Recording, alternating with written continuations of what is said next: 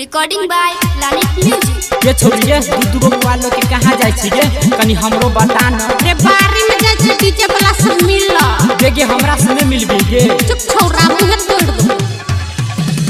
रखन छछौरी तू दूधू गो मोबाइल एगो सभी जीता दोसर के लड़ाई कोन छोरा तोरा देल कहूगे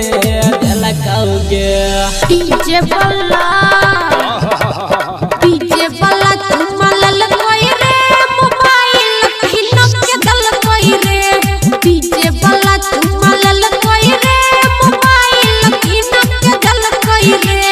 रखन छछौरी तू दूधू गो मोबाइल एगो सभी जीता दोसर के लड़ाई कोन छोरा तोरा देल कहूगे डीजे वाला अच्छा डीजे वाला तुमलल कोई रे मोबाइल हिनो के दल कोई रे डीजे वाला तुमलल कोई रे मोबाइल हिनो के दल कोई रे डीजे वाला मोबाइल हिनो के दल कोई रे DJ Sumit Satish रैमा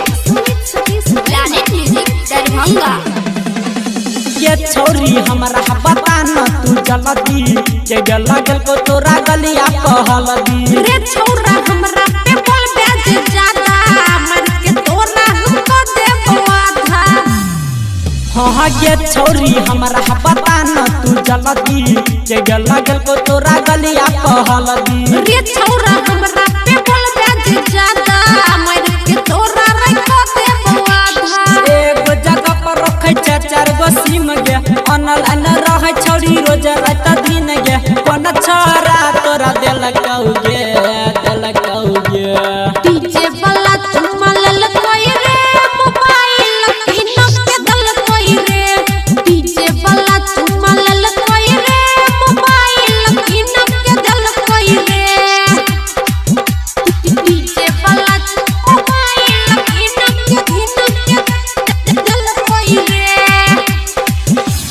DJ Sumit Satish रैमा लालित music Darbhanga. कहै छौ रंजिता सुमन किशन पूरा क देना छौरी हमर मिशन तोरा सन के छौरा पीछा पड़ल हजार रे रमनजी यादव के बने पई भतर रे हाँ कहै छौ रंजिता किशन सुमन पूरा क देना छौरी हमर मिशन तोरा सन के छौरा पीछा पड़ल हजार रे रमनजी यादव के बने पई भतर रे सुन गे छौरी तू